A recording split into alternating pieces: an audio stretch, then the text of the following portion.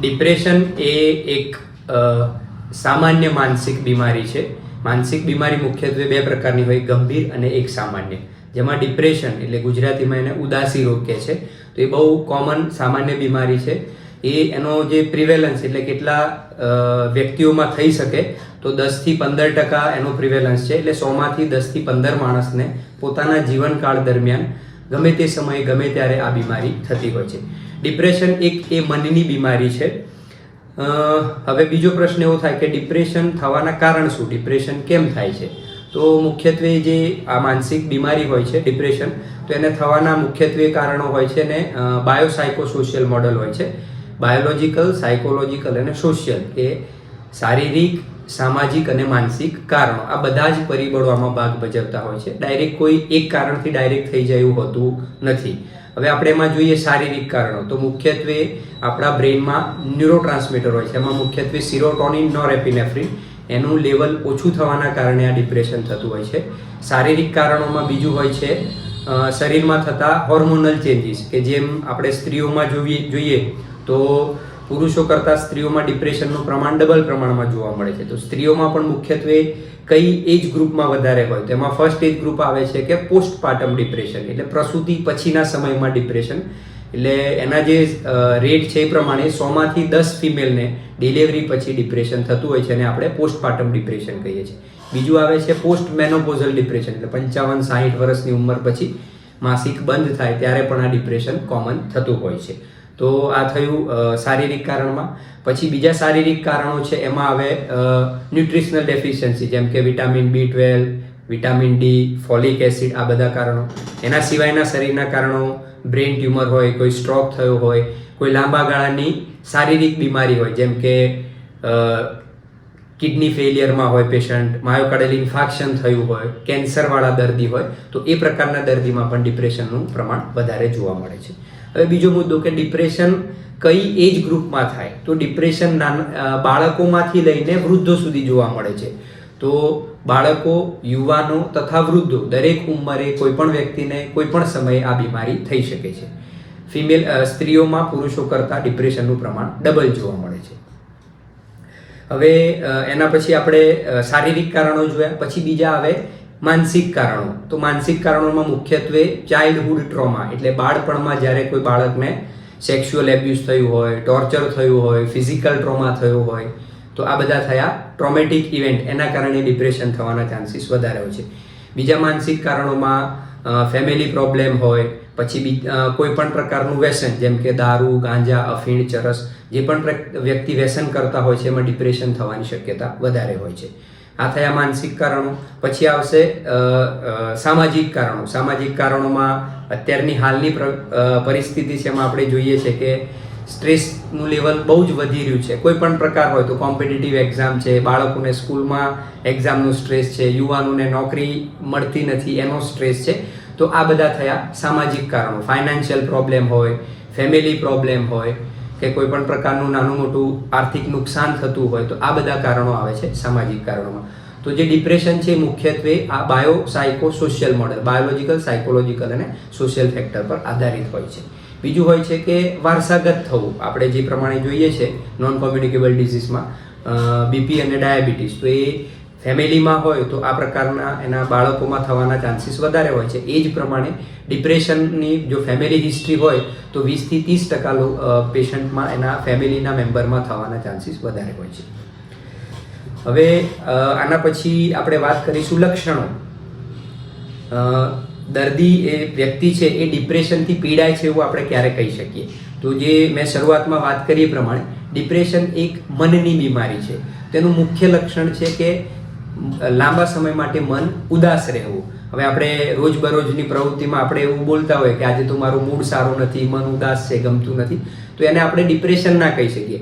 ડિપ્રેશનના નિદાન માટે 2 અઠવાડિયા કરતાં, એટલે 2 અઠવાડિયા કરતાં વધારે સમય માટે જો હું જે લક્ષણો જણાવું એ હોય તો અને તો જ આપણે એને ડિપ્રેશન છે એવું નિદાન કરી શકીએ. એમાં પહેલું લક્ષણ છે મન ઉદાસ રહેવું, પણ એમાં પણ કેવું કે સતત અને લાંબા ગાળા માટે આખો દિવસ દરમિયાન એનું મન ઉદાસ રહેવું, એ મુખ્ય લક્ષણ છે. બીજું લક્ષણ છે કે જે એને રોજિંદી ક્રિયાઓ છે કે જે વ્યક્તિ જે એનો ઇન્ટરેસ્ટ છે કે lack of interest in pleasurable activity, જેને મનગમતી પ્રવૃત્તિ છે એમાં પણ કોઈ પણ પ્રકારનો રસ રહેવો નહીં. દાખલા તરીકે કોઈને ટીવીનો શોખ છે, કોઈને ક્રિકેટનો શોખ છે, તો એમાંથી જેને આનંદ મળવો જોઈએ, તો ડિપ્રેશન હોય ત્યારે એ પણ કોઈ વસ્તુ કરશે નહીં. તો મુખ્યત્વે આ 2 લક્ષણો, મન ઉદાસ રહેવું, મનગમતી પ્રવૃત્તિમાં રસ ના રહેવો. એ સિવાયના બીજા લક્ષણો છે ઊંઘ ના આવવી, ભૂખ ના લાગવી, શરીરમાં કમજોરી, થકાન, નબળાઈ લાગવી, કોઈ સ્ટડી કરતા સ્ટુડન્ટ હોય તો ધ્યાન કેન્દ્રિત કરવામાં તકલીફ થવી. પછી ડિપ્રેશન થયું હોય ત્યારે મોટાભાગના, એટલે જે આપણે જોઈએ છે કે જોખમકારક શું થઈ શકે, તો એમાં મુખ્ય લક્ષણ છે આપઘાતના વિચારો. તો એક મેઇન લક્ષણ આ પણ છે કે ડિપ્રેશનથી પીડિત હોય તો એ પ્રકારના દર્દીમાં આપઘાતના વિચારો આવતા હોય છે. જો આજે લક્ષણો વાત કરીએ, એમાં જો 5 લક્ષણો 2 અઠવાડિયા કરતાં વધારે સમય હોય તો આપણે એને ડિપ્રેશન કહી શકીએ. એના લક્ષણો અને તીવ્રતાના આધારે એની કેટેગરી છે માઇલ્ડ, મોડરેટ અને સિવિયર. હવે ડિપ્રેશનથી દર્દી તો આ બધા લક્ષણો જણાવે જ છે, એની સામે એના જે સગા સંબંધી છે એને ક્યારે ખ્યાલ આવે કે આ ડિપ્રેશનથી પીડિત છે. આ લક્ષણો હોય જો એના કારણે દર્દીની જે રોજિંદી પ્રક્રિયાઓ છે, એની જીવનશૈલી બદલાય છે, રોજિંદા જે કાર્યો છે એમાં તકલીફ પડે છે, પછી એના જે સામાજિક રિલેશન છે એમાં તકલીફ પડે છે, તો ગુમસુમ રહેવું, કોઈ જોડે વાતચીત ના કરવી, કામ ધંધા પર ન જવું, સતત ગુમસુમ બેસ્યા રહેવું, ઊંઘ ના આવવી, ભૂખ ના લાગવી, સતત કોઈક ના કોઈક વિચારો કરવા, આ બધા લક્ષણો હોય તો દર્દીને અને એના સગાને પણ ખ્યાલ આવે કે એને કંઈક પ્રોબ્લેમ થઈ રહ્યો છે.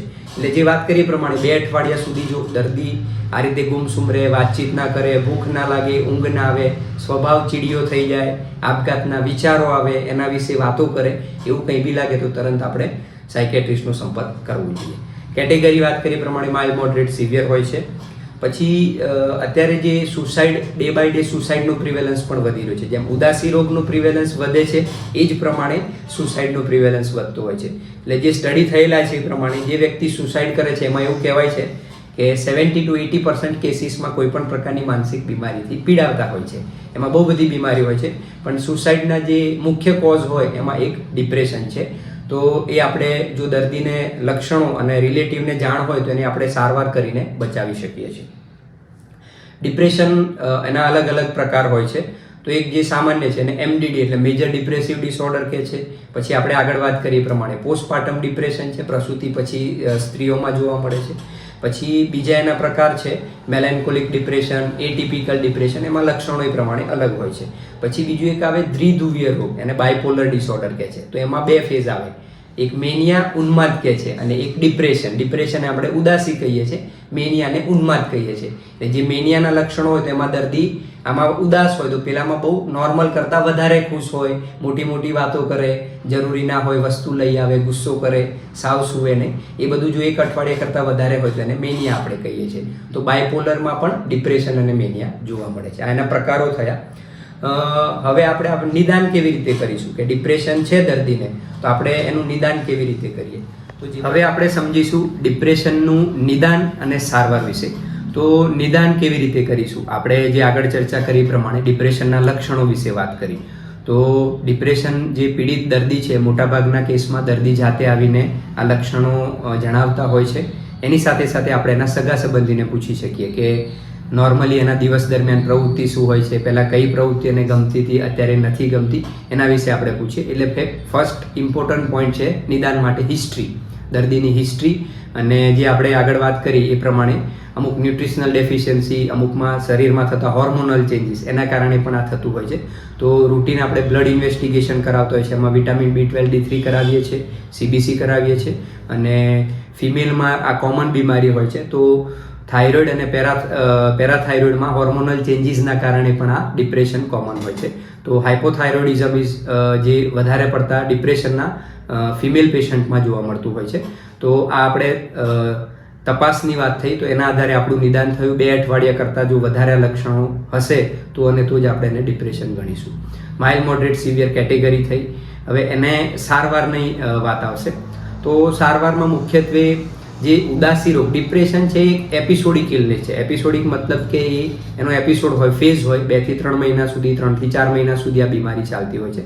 તો સારવારમાં મુખ્યત્વે આપણે 2 પ્રકારે સારવાર થાય છે. એક જે કહેવાય છે સાયકોથેરાપી અને બીજું આવે છે ફાર્મેકોથેરાપી. એટલે સાયકોથેરાપીમાં આપણે મુખ્યત્વે counselling, relaxation, cognitive behaviour therapy use કરતા હોઈએ છીએ અને જે એની ટ્રીટમેન્ટ આપીએ છીએ મેડિસિન, તો આપણા બ્રેઇનમાં જે આગળ વાત કરી એ પ્રમાણે સિરોટોનિન, નોરેપિનેફ્રિન બધા હોર્મોન ન્યુરોટ્રાન્સમીટર ચેન્જીસ થતા હોય છે. તો એને કંટ્રોલ કરવા માટે આપણે SSRI સિલેક્ટિવ સિરોટોનિન રીઅપટેક ઇન્હિબિટર નામની મેડિસિન આપીને સિરોટોનિન લેવલ જે લો થયું હોય એને આપણે બેલેન્સ કરીએ છીએ. એમાં એસિટાલોપ્રામ, સલ્ટ્રાલ એ બધી મેડિસિન યુઝ થતી હોય છે. વધારે પડતા સિવિયર કેસો આપણે જે વાત કરી પ્રમાણે સિવિયર કેસીસમાં આપઘાતનું પ્રમાણ વધારે હોય તો એવા દર્દીમાં મેડિસિન અને કાઉન્સેલિંગથી પણ રિસ્પોન્સ ના મળતો હોય તો બીજી એક સારવાર આવે છે અને આપણે ECT કહીએ છીએ, ગુજરાતીમાં એને વીજળી શેક સારવાર કહે છે. એમાં દર્દીને એનેસ્થેટિસ થોડાક સમય માટે બેભાન કરે છે અને બ્રેઇનમાં આપણે કરંટ પાસ કરીને એને ટ્રીટ કરીએ છીએ. એ સારામાં સારો ગંભીર કેસોમાં એ આપણે સારું રિઝલ્ટ મળતું હોય છે. હવે નિદાન અને સારવારની વાત થઈ. હવે બીજા મુદ્દા આવે કે ડિપ્રેશન અટકાવી શકાય છે. તો હા, એના માટે જે પોઈન્ટ છે આપણે એના વિશે વાત કરીશું કે ડિપ્રેશન થવું એ કોઈ જાત વ્યક્તિગત નબળાઈ કે એવું નથી. એ આપણે જેમ શરીરમાં બીમારી થાય છે એ જ પ્રકારે આ મનની બીમારી હોય છે. કે જેમ ફેમસ એક્ટ્રેસ છે, ક્રિકેટર્સ છે, એ લોકો પણ ડિપ્રેશનથી પીડિત હતા. જેમ દાખલા તરીકે એક્ટ્રેસ છે દીપિકા પાદુકોણ, એમને પણ ડિપ્રેશન થયું હતું. તો એ પણ એક NGOs છે, સુસાઇડ પ્રિવેન્શન કેમ્પ છે, બધામાં જોડાતા હોય છે. ક્રિકેટર ગ્લેન મેક્સવેલ છે, તો એ બધાને પણ આ જીવનમાં આ ફેઝમાંથી પાસ થતા હોય છે. તો એમાં કાઉન્સેલિંગ અને મેડિસિન આ બંને કમ્બાઈન એપ્રોચ કરીએ તો આપણે ઝડપથી એમને સાજા કરી શકીએ છીએ. અટકાવવા માટેના મુખ્યત્વે જે મુદ્દા છે એની વાત કરશું તો પૂરતા પ્રમાણમાં ઊંઘ લેવી જોઈએ, પૂરતા પ્રમાણમાં સમતોલિત આહાર લેવો જોઈએ, જીવનના જે નાના મોટા સ્ટ્રેસ હોય તો એને હેન્ડલ કરવા માટેની કોપિંગ સ્ટ્રેટેજીસ, આપણે એ સિચ્યુએશન કેવી રીતે હેન્ડલ કરી શકીએ એ થોડું શીખવું જોઈએ.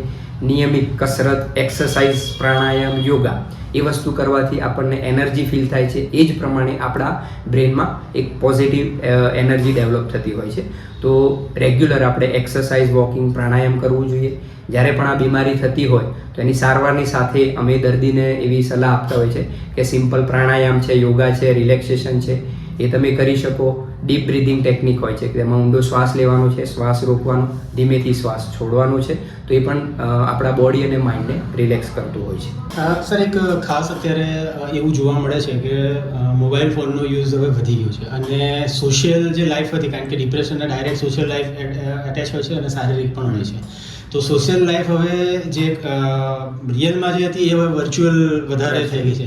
તો શું ડિપ્રેશનના કારણમાં આ કારણ હોઈ શકે? 100%. અત્યારે જે યંગ છે એ લોકોમાં જે આપણે મોબાઈલની વાત કરી પ્રમાણે હવે નવા ડિસઓર્ડર લેબલ થઈ રહ્યા છે. Internet addiction disorder, gaming disorder, ઘણાને ગેમ રમવાની આદત હોય છે. મોબાઈલ એડિક્શન એને નોમોફોબિયા કહે છે. જો મોબાઈલ આપણી જોડેથી 5-10 મિનિટ લેવામાં આવે તો તરત એન્ઝાઇટી ફીલ થવા લાગે. એ જ રીતે સોશિયલ મીડિયા એડિક્શન અત્યારે જે યુઝ થઈ રહ્યું છે, ઇન્સ્ટાગ્રામ, ફેસબુક, તો કોઈ ફોટો પોસ્ટ છે, કેટલા લાઇક આવે, શું છે, નથી આવતા. જો ઓછા લાઇક ને કમેન્ટ્સ આવે તો પણ એને થોડુંક ઇન્ફિરિયરિટી ફીલ થતું હોય છે. તો ચોક્કસ મોબાઈલનો જે આપણે યુઝ કરવાનો છે એ પોઝિટિવ વેમાં યુઝ કરીએ. એના જે એડવાન્ટેજ છે એ તરફ આપણે ધ્યાન દોરવું જોઈએ કે ન કે આપણે ટોટલી એના ઉપર એડિક્ટ થવું જોઈએ. 100% એ પણ એક એમાં ભાગ ભજવે છે.